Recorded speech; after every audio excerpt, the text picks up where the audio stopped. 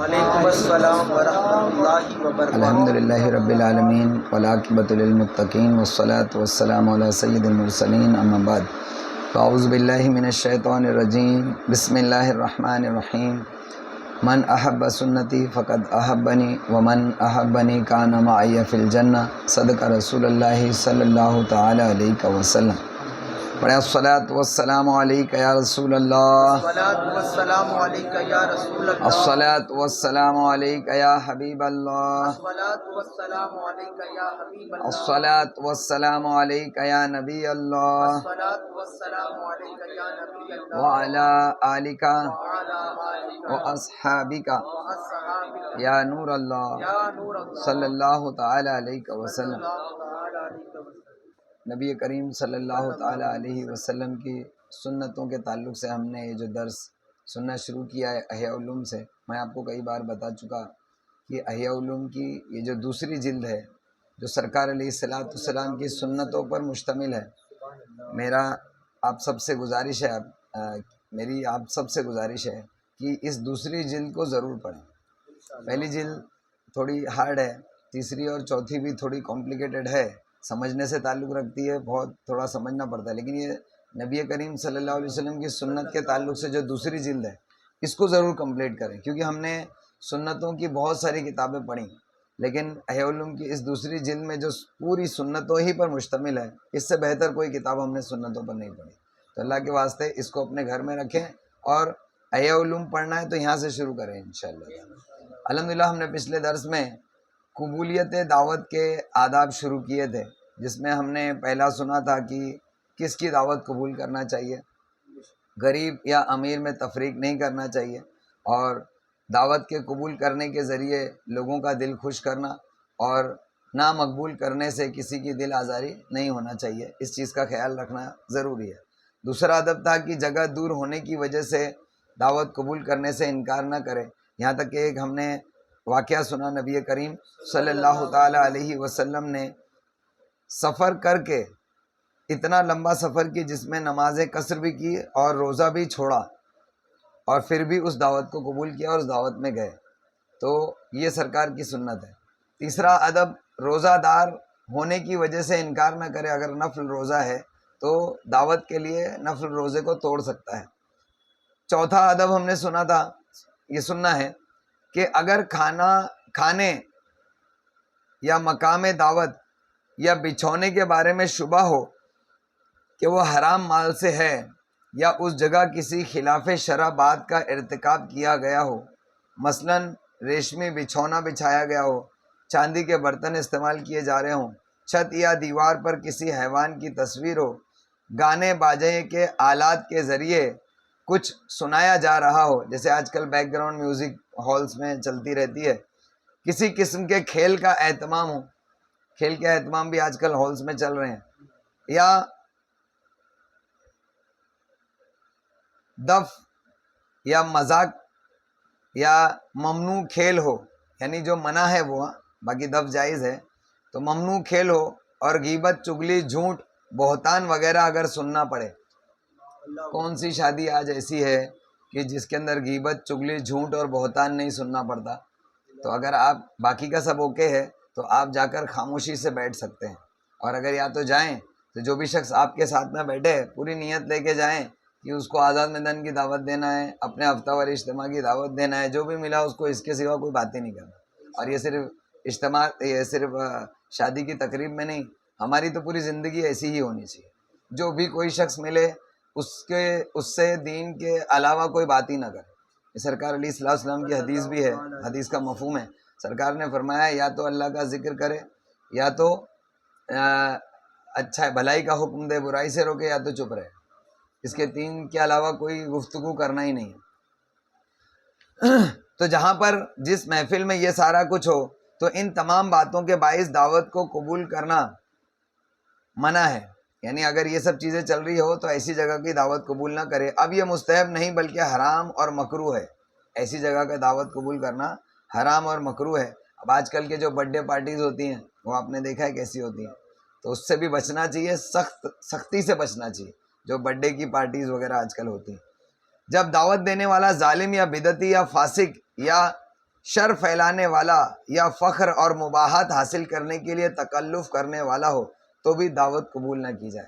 یعنی صرف بڑائی مارنے کے لیے جو آج کل جو زیادہ خرچہ کر کے اپنی شان دکھانے کے لیے دعوت کرتے ہیں تو وہ بھی منع ہے. تو یہ چوتھا ادب ہوا. پانچواں، قبولیت دعوت کا مقصد پیٹ کی خواہش کو پورا کرنا نہ ہو، بلکہ اس طرح یہ دنیاوی عمل ہو جائے گا، بلکہ نیت کو درست کرے تاکہ یہ قبولیت آخرت کے لیے ہو. ہر کام اپنا نیکی پر یعنی نیت کیا ہوا ہونا چاہیے. یعنی دعوت کو قبول کرنے میں نبی کریم صلی اللہ تعالیٰ علیہ وسلم کی سنت پر عمل کرنا ہو کہ سرکار دعوت قبول کرتے تھے اس لیے میں بھی کر رہا ہوں. اور آپ نے فرمایا اگر مجھے بکری کے پائے کی بھی دعوت دی جائے تو میں قبول کر لوں. نیز دعوت کی قبولیت کے ذریعے اللہ تعالیٰ کی نافرمانی سے بچے. نبی کریم صلی اللہ تعالیٰ علیہ وسلم نے فرمایا جو شخص دعوت دینے والے کی دعوت کو قبول نہ کرے اس نے اللہ تعالیٰ اور اس کے رسول صلی اللہ علیہ وسلم کی نافرمانی کی، یعنی وہ بھی نافرمانی ہے. پھر سرکار دو عالم صلی اللہ تعالیٰ علیہ وسلم کے ارشاد گرامی پر عمل کرتے ہوئے اپنے مسلمان بھائی کی عزت افزائی کرے. حضور علیہ الصلوۃ والسلام نے فرمایا جو شخص اپنے مومن بھائی کی عزت کرتا ہے گویا اس نے اللہ تعالیٰ کی عزت کی. اور مسلمان بھائی کے دل کو خوشی پہنچانے کی نیت بھی کرے. حضور علیہ الصلوۃ والسلام نے فرمایا جس شخص نے کسی مومن کو خوشی پہنچائی اس نے اللہ تعالیٰ کو راضی کیا. یعنی ایک دعوت قبول کرنے میں کتنی نیتیں ہونی چاہیے ہم نے سب سنی. اس کے ساتھ ساتھ اس سے ملاقات کی نیت کرے تاکہ وہ ان لوگوں میں سے ہو جائے جو اللہ تعالیٰ کے لیے ایک دوسرے سے محبت کرتے ہیں. یعنی یہ دعوت کے قبول کرنا اور دعوت میں آنا جانا یعنی محبت قائم کرنے کے لیے ہو، کیونکہ نبی کریم صلی اللہ تعالیٰ علیہ وسلم نے اس میں ایک دوسرے کی ملاقات اور اللہ تعالیٰ کے لیے ایک دوسرے پر خرچ کرنا شرط قرار دیا ہے. ایک طرف سے خرچ کرنا پایا گیا تو اس کی طرف سے ملاقات بھی ہونی چاہیے. علاوہ ازیں یہ بھی نیت کرے کہ انکار کی صورت میں کہیں اس کے بارے میں بدگمانی نہ پیدا ہو جائے اور اس کے خلاف زبان تان دراز نہ ہو کہ کہا جائے کہ اس شخص نے تکبر یا برے اخلاق یا مسلمان بھائی کو حقیر سمجھتے ہوئے یا اس طرح کی کسی دوسری وجہ سے انکار کیا. یعنی اگر آپ انکار کرتے ہیں یا نہیں جاتے ہیں تو کوئی ایسی بات نہ اٹھے، اس کا خیال رکھیں. یہ 6 آداب ہیں، ان میں سے ایک بھی پایا جائے تو قربت خداوندی کا باعث ہوگا.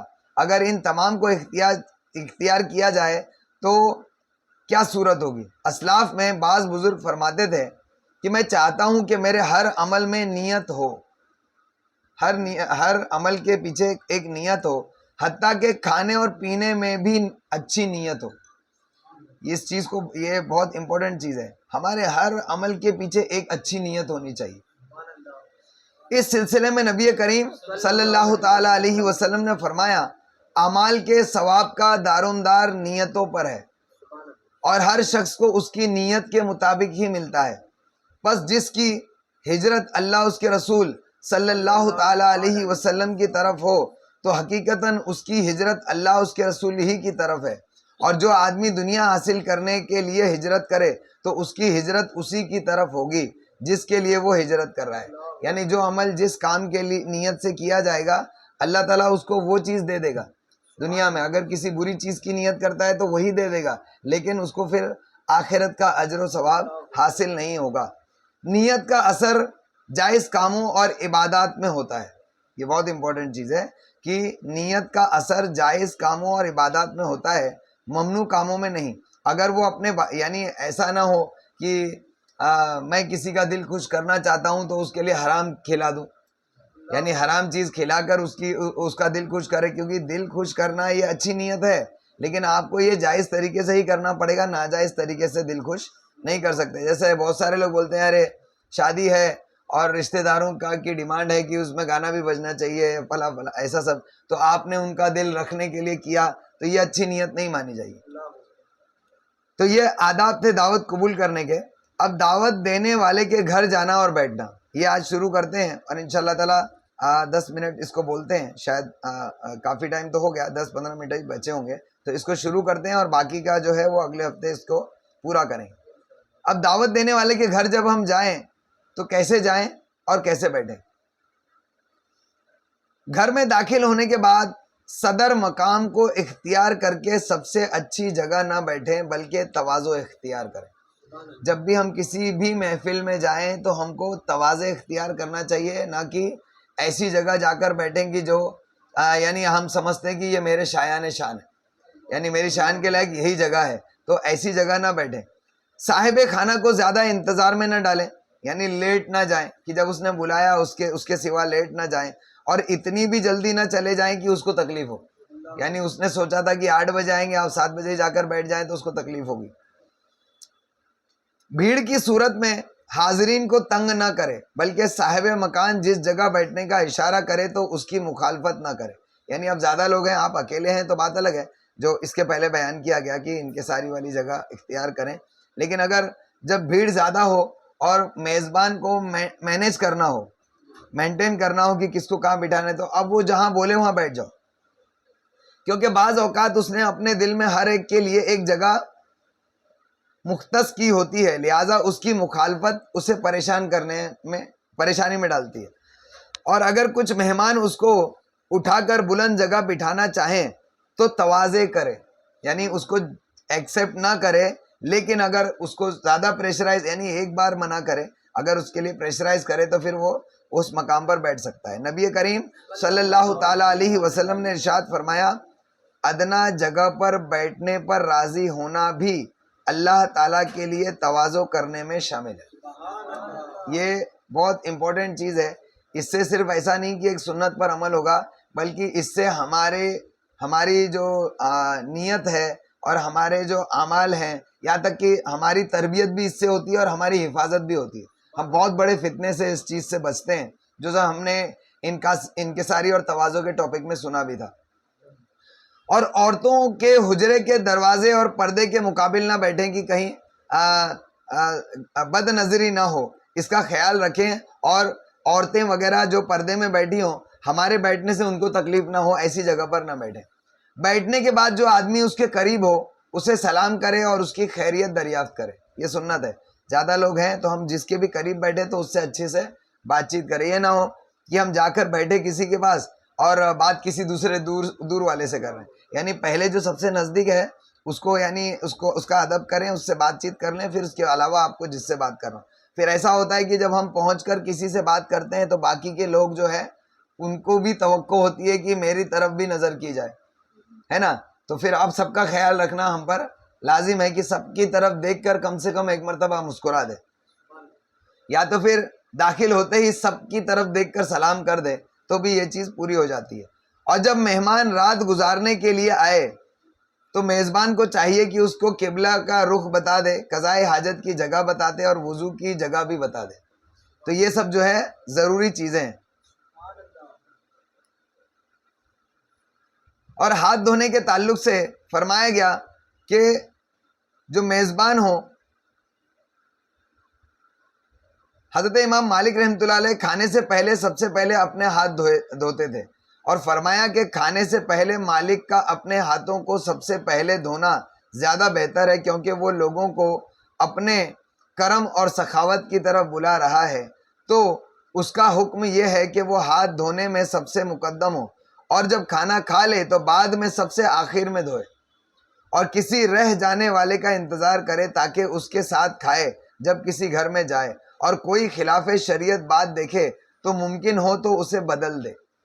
کوئی خلاف سنت بات گھر میں ہو تو اس کو بدل دے. جیسے کہ گھروں کے اندر بہت سارے لوگوں کے ہاں جاندار کی تصویر وغیرہ ہوتی ہے، ورنہ زبان سے کم ضرور اس کی برائی بیان کر کے واپس آئے. برے امور میں سے کیا کیا ہے، یعنی کون کون سی بری چیزیں ہیں جو ہم کسی کے گھر میں دیکھ سکتے ہیں کہ ریشمی بچھونا، سونے اور چاندی کے برتن، دیواروں پر تصویریں، گانے بجانے کے آلات، اور کھلے چہرے والی عورتوں کی تصویریں اور دوسرے حرام کام اس میں شامل ہیں. تو ان تمام چیزوں کو منع کرے اگر کچھ بھی غیر شرعی نظر آئے. حتیٰ کہ حضرت امام احمد رحمۃ اللہ علیہ نے فرمایا کہ جب سرما دانی دیکھے جس کے سر پر چاندی لگی ہوئی ہو تو وہاں سے چلے جانا چاہیے. سرما دانی کہ جس کا ہینڈل ہوتا ہے وہ چاندی والا ہو. تو سوچو اللہ والے جتنے بھی گزرے وہ ان تمام عیش و عشرت کی چیزیں اور بڑائی والی چیزوں سے تک بچتے تھے. اس کو ہم کتنا معمولی سمجھتے ہیں. ہم اپنے گھر میں نہ جانے کیا کیا کر کے رکھتے ہیں. تو یہ ساری چیزیں خلاف سنت ہے اور اللہ والوں کا طریقہ نہیں ہے. تو ہم کو اس سے بچنا چاہیے. وہ آپ کہیں گے کہ بھائی کون سی چیز شریعت میں ناجائز ہے اور کون سی نہیں ہے, تو جو مباح ہے اس کا ہم استعمال کر سکتے ہیں. تو لیکن مباح ہے اگر کوئی چیز تو بھی ہم کو یہ دیکھنا چاہیے کہ اولیاء کرام کا طریقہ نہیں تو ہمارے لیے وہ غلط ہی ہے. کیونکہ اولیاء کرام نے جس سے پرہیز کیا ہم کو اس سے زیادہ پرہیز کرنے کی ضرورت ہے. کیونکہ اللہ والے جو اتنے نیک پرہیزگار تھے تو وہ جن چیزوں سے پرہیز کرتے تھے مباح ہونے کے باوجود, تو ہم کو تو اس سے اور زیادہ پرہیز کرنے کی ضرورت ہے. کیونکہ وہ تو محفوظ تھے, اللہ تبارک تعالیٰ نے ان کو علم عمل سب عطا فرمایا تھا. ہمارے پاس تو کچھ نہیں ہے. ہمارا زیادہ چانس ہے کہ ہم مباح چیزوں کی وجہ سے بھی غلط طریقے میں شامل ہو جائیں. اور آپ نے وہاں بیٹھنے کی اجازت نہیں دی کہ جہاں پر سرمے دانی کا جو سر ہے وہ چاندی کا ہو. البتہ دروازے سے دستے پر سونا چاندی اگر چڑھا ہو تو کوئی حرج نہیں. اور فرمایا جب باریک پردہ دیکھے تب بھی چلے جانا چاہیے. باریک پردہ یعنی ایسا کہ جس پردے کو لگانے کا مقصد صرف شو ہو, تو ایسے گھر سے بھی چلے جانا چاہیے. کیونکہ یہ محض تکلف ہے, اس کا کوئی فائدہ نہیں. یہ باریک پردہ گرمی سردی کو بھی دور نہیں کرتا اور نہیں اس کا کوئی فائدہ ہوتا ہے. اس طرح سمجھ رہے نا, یعنی ایسے گھر میں جس کے اندر غیر شرعی چیزیں اور فضول چیزیں ہوں اس کے گھر میں نہیں آنا چاہیے, بلکہ کہا اٹھ کے چلے جانا چاہیے. یہ اللہ والوں کا طریقہ تھا. اور ہم خود ایسی چیزیں کرتے ہیں. بیل بوٹے دار کیا کہتے ہیں, پردہ تو چھوڑو, ہم خود اپنے لباس تک بیل بوٹے دار پہنتے ہیں. تو اب یہ تو حد ہو گئی. یعنی انسان اپنے لباس میں بیل بوٹے لگائے, یہ تو اور زیادہ غلط ہے. جبکہ گھر کے پردوں تک پر اس چیز کی اللہ والے پرہیز کیا کرتے تھے. اس طرح فرمائے کہ جب دیواروں کو ریشمی کپڑے کے ساتھ یوں ڈھانپا ہوا دیکھے جیسے کعبۃ اللہ پر پردہ ہے تو بھی وہاں سے چلا جائے. اور فرمایا جب کوئی مکان کرائے پر لے جس میں تصویر ہو یا حمام میں داخل ہوا اور وہاں کوئی تصویر بنی دیکھے تو اسے مٹا دینا چاہیے. اگر ایسا نہ کر سکے تو وہاں سے چلا جائے. آپ نے جو کچھ فرمایا وہ صحیح ہے, لیکن باریک پردے کو دیکھنا اور دیواروں کو ریشمی کپڑے سے مزین کرنا یہ حرام نہیں ہے, یہ بتا دیا جاتا ہے. نبی کریم صلی اللہ تعالی علیہ وسلم نے فرمایا ریشم اور سونا میری امت کے مردوں پر حرام ہے اور عورتوں کے لیے حلال ہے. یعنی اب حرام اور حلال کی تمیز کی جائے, لیکن اللہ والوں کا طریقہ تھا کہ وہ اس سے پرہیز کرتے تھے, تو ہم کو چاہیے کہ ہم بھی پرہیز کریں. تو اب یہ کھانا لانے کے آداب, اب یہ تو مکمل ہوا. اب کھانا لانے کی دعوت دینے والے کے گھر جانا اور بیٹھنا کس طریقے سے ہونا چاہیے آپ نے سنا. اب اگلا ہے کھانا لانے کے آداب. تو یہ آداب شروع کر کے ہم چھوڑ دیتے ہیں. کھانا لانے کے 5 آداب ہیں. کھانا لانے تک کے 5 آداب ہیں. سوچیے یعنی کتنی باریکیاں ہیں. اگر ہم کھانا پینا اور مہمان نوازی میزبان نوازی ہی سیکھ جائیں نا تو یہ بہت بڑی چیز ہے. کھانا لانے کے 5 آداب ہیں, جس میں پہلا ادب ہے جلدی کرنا. کھانا جلدی لانا چاہیے, اس میں مہمان کی عزت افزائی ہے. رسول کریم صلی اللہ تعالی علیہ وسلم نے فرمایا جو آدمی اللہ تعالیٰ اور آخرت پر ایمان رکھتا ہے اسے مہمان کی عزت کرنی چاہیے. تو کھانا جلدی پیش کرنا یہ مہمان کی عزت کرنا ہے. بعض اوقات اکثر لوگ آ جاتے ہیں اور 1-2 غیر موجود ہوتے ہیں, انہیں مقررہ وقت سے تاخیر ہو جاتی ہے. تو ان لوگوں کی وجہ سے کھانے میں تاخیر کرنے کی نسبت حاضرین کے حق کے طور پر کھانے میں جلدی کرنا زیادہ بہتر ہے. دونوں میں سے کیا افضل ہے وہ امام غزالی نے بتا دیا. اب ایسا ہے نا کہ ہم بھی کنفیوز ہوتے ہیں کہ بھائی ہم نے 8-10 لوگوں کو بلایا تھا, 6-7 لوگ آ گئے, 2-3 لوگ نہیں آئے, تو اب کیا کرنا چاہیے. ایک سوال ہے, ہم علماء کو پوچھتے پھریں گے, ہے نا. تو ہم کو یہ یہاں سے پتہ چل گیا کہ ایسا ہے تو جو لوگ آ چکے ہیں ان کو کھلا دینا بہتر ہے. لیکن اس میں کچھ چیزیں ایکسیپشن ہیں. جیسے اگر وہ 6-7 لوگ راضی ہوں اس پر, ارے نہیں ان کو آنے دو, تو پھر کوئی مسئلہ نہیں ہے. البتہ پیچھے رہ جانے والا کوئی فقیر ہو یا اس وجہ سے اس کی دل شکنی ہو سکتی ہو اگر پہلے کھلا دینے سے, تو اب انتظار کرنے میں کوئی حرج نہیں ہے.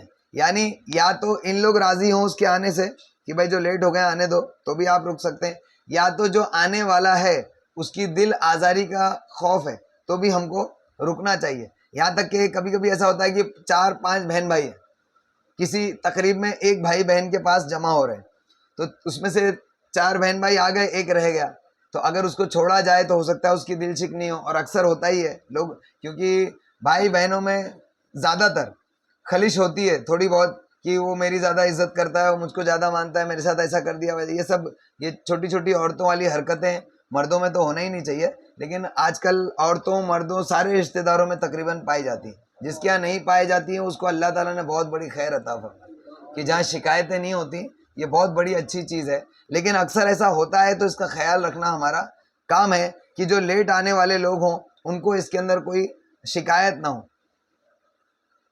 اور اللہ تعالیٰ کے اس ارشاد گرامی کا ایک مفہوم یہ بھی ہے، کیا تمہارے پاس حضرت ابراہیم علیہ السلام کے مہمانوں کی بات پہنچی جو عزت والے تھے، یعنی ان کے مہمانوں کا ذکر بھی ہے، یعنی جلدی کھانا پیش کرنے کے ذریعے ان کی عزت کی گئی۔ اس مفہوم پر یہ آیت دلالت کرتی ہے کہ اللہ فرماتا ہے پس زیادہ دیر نہ گزری کہ بھنا ہوا بچڑا لے آئے حضرت ابراہیم علیہ السلام اپنے مہمانوں کے لیے، اور فرمایا پس آپ جلدی جلدی گھر والوں کی طرف گئے اور ایک موٹا تازہ بچڑا لے آئے بھون کر۔ اور روغان کا معنی جلدی جلدی لانا ہے، یعنی مہمانوں کے لیے کھانا پیش کرنے میں جلدی کرنا، ان کی خاطر تواضع میں جلدی کرنا، یہ ان کی عزت کرنا ہے۔ ایسا نہیں ہاں آئے ہیں تو کیا بیٹھو نا، ہوں نا میں دیتا ہوں نا، اس طریقے کا، یعنی کوئی بولتا نہیں ہے لیکن اس کے حرکتوں سے باڈی لینگویج سے سمجھ میں آتا ہے کہ یہاں آ گئے ہیں تو کیا دے رہا ہوں، تو ذرا جلدی کریں تو سامنے والے کو لگے گا دیکھو میرے لیے کیسا بھاگا دوڑا پھر رہا ہے، تو لوگوں کو خوشی ہوتی ہے کہ ہاں میں آیا ہوں تو اس سے اس کو فرق پڑتا ہے۔ ابھی ہم بالکل ہماری باڈی کو کوئی حرکت ہی نہ ہو، کوئی آیا یا گیا، ہم اس کے لیے کوئی دیکھو سرکار علیہ الصلوۃ والسلام کی سنت ہے کہ جب ہم محفل میں بیٹھتے ہیں تو کوئی آیا تو اس کے لیے تھوڑا سا جگہ بنانا یا ہلنا، تو اس کے دل کو خوشی ہوتی کہ میری عزت کی، تو اسی طریقے سے وہاں بھی یہی معاملہ ہے۔ یہ بھی کہا گیا کہ خفیہ طور پر جانا مراد ہے، یعنی ابراہیم علیہ السلام ان کے لیے یعنی ایک تو جلدی جلدی لائے اور خفیہ طور پر لائے، کہ یعنی کوئی منع کر دے نہ کر دے۔ ہم کہتے ہیں نا کبھی کبھی گھر میں کوئی مہمان آتا ہے، ہم اس کے لیے کوئی چیز خاطر کے لیے لانا چاہتے ہیں تو ہم بچوں کو خفیہ طور پر جا کر کہہ دیتے ہیں یہ لے کر آ، ورنہ مہمان منع کر دے گا، تو یہ بھی اچھا ہے، بولو سبحان اللہ۔ اور یہ بھی کہا گیا کہ آپ گوشت کی ایک ران لائے اور اسے اجلن کہا گیا کیونکہ آپ جلدی جلدی لائے اور دیر نہیں کی۔ حضرت حاتم اسم رحمۃ اللہ علیہ فرماتے ہیں کہ جلدی کرنا شیطانی کام ہے، البتہ 5 کاموں میں۔ یہ آخری حدیث ہے، یہ سن کر ختم کرتے ہیں، یعنی جلدی کرنا تو شیطانی کام ہے لیکن 5 چیزوں میں جلدی کرنا اچھا ہے۔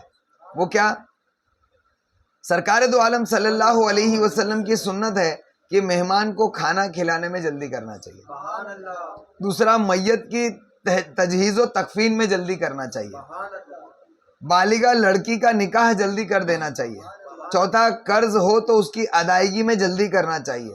5واں، گناہوں سے توبہ میں جلدی کرنا چاہیے۔ سبحان اللہ، ولیمہ میں جلدی کرنا بھی مستحب ہے، کہا گیا کہ پہلے دن یعنی شادی والے دن ولیمہ سنت ہے، دوسرے دن معروف ہے یعنی اچھا ہے، اور تیسرے دن نمائش ہے۔ سمجھ میں آیا؟ یعنی یہ اس سے مراد ایسا نہیں کہ کسی نے ڈائریکٹلی تیسرے دن ولیمہ کیا تو اب یہ نمائش ہوئی، ایسا نہیں ہے، یعنی پہلے دن کرنا سنت ہے۔ اگر کسی شخص نے دوسرے دن بھی ولیمہ کنٹینیو کیا، ابھی آج کل ایسا ہوتا نہیں ہے، لوگ خرچہ بچانے کے لیے ایک ہی دن کر دیے تو بہت ہو گیا، لیکن پہلے کسی زمانے میں ایسا ہوتا تھا کہ کئی دن تک دعوت چلتی تھی، اور یہ بادشاہ لوگ کرتے تھے۔ پہلے کے بڑے بڑے بادشاہ زمیندار ہوتے تھے نا، وہ صرف اپنی شان و شوکت دکھانے کے لیے، ارے بھائی وہ ان کے بچے کی کا نکاح ہوا، 1 مہینے تک ولیمہ چلا یا 1 ہفتے تک ولیمہ چلا، کئی دنوں تک ولیمہ چلا، تو اس کو شان کے طور پر لوگ کرتے تھے۔ تو اس حساب سے یہاں منع کیا گیا کہ پہلے دن یعنی 1 دن تو سنت ہے، اب آپ پہلے دن کرو، دوسرے دن کرو یا تیسرے دن کرو، ٹھیک ہے نا، جلد سے جلد کرنا چاہیے۔ لیکن اگر 1 دن کرتا ہے تو سنت ہے، اور 2 دن تک ہے تو وہ اچھا ہے، ٹھیک ہے، سمجھنا۔ لیکن تیسرے دن جو ہے پھر وہ نمائش ہو جاتی ہے، یعنی 2 دن سے زیادہ ولیمہ نہیں چلانا چاہیے۔ تو یہ کھانا لانے کے آداب میں سے پہلا تھا کہ جلدی کرنا چاہیے، ٹھیک ہے نا۔ دوسرا ادب ہے کھانے کی ترتیب کیا ہو، یہ انشاءاللہ تعالی ہم اگلے ہفتے سنیں گے۔ اللہ تبارک تعالیٰ سے دعا ہے اللہ تبارک تعالیٰ کہنے سننے سے زیادہ ہم سب کو عمل کی توفیق عطا فرمائے، نبی کریم صلی اللہ تعالیٰ علیہ وسلم کی سنتوں سے ہم کو محبت عطا فرمائے، سرکار علیہ الصلوۃ والسلام کی سنتیں سیکھنے کی توفیق عطا فرمائے، اس کو دوسروں تک پہنچانے کی توفیق عطا فرمائے۔ میرے مولا ہمیں اپنی زندگی کے پل پل کو حضور علیہ الصلوۃ والسلام کی سنتوں میں ڈھالنے کی توفیق عطا فرما۔ سنتوں کی عادت بنانے کی توفیق عطا فرما۔ نبی کریم صلی اللہ علیہ وسلم کے صدقے طفیل میرے مولا ہمیں دین پر عمل کی توفیق عطا فرما، اور جتنی بھی خلاف سنت چیزیں ہیں ان سے نفرت عطا فرما۔ بالخصوص میرے مولا ہمیں جتنی بھی عبادتیں ہیں ان کو ان کے وقتوں پر ادا کرنے والا بنا، ان کو ان کے مسنون طریقے پر اور مستحسن وقت پر ادا کرنے کی توفیق عطا فرما۔ تمام گناہوں سے نفرت عطا فرما، گناہوں سے بچنے کی توفیق عطا فرما، اور جو مباح چیزیں ہمیں غلط چیزوں پر لے جاتی ہیں، غلط راہ پر لے جاتی ہیں، ان سے بھی بچنے کی توفیق عطا فرما۔ نبی کریم صلی اللہ تعالی علیہ وسلم کے صدقے میں ہمارے دلوں کو اپنی محبت کا گہوارہ بنا، کثرت سے تیرا ذکر کرنے والی زبان عطا فرما۔ میرے مولا تیری محبت میں دھڑکنے والا دل عطا فرما۔ میرے مولا ہمیں اپنا محبوب بنا اور اپنی محبت ہمارے دلوں میں بسا۔ میرے مولا تیرے محبوبان بارگاہ کی محبت ہم سب کو عطا فرما۔ نبی کریم صلی اللہ تعالی علیہ وسلم کا دیدار خواب میں عطا فرما، موت کے وقت عطا فرما، قبر میں عطا فرما، حشر کے میدان میں عطا فرما، جنت میں حضور علیہ السلام کا ساتھ نصیب فرما، ایمان کے ساتھ مدینے میں موت عطا فرما، جنت البقیع میں قبر عطا فرما۔ سبحان ربک رب العزت عما یصفون وسلام علی المرسلین والحمد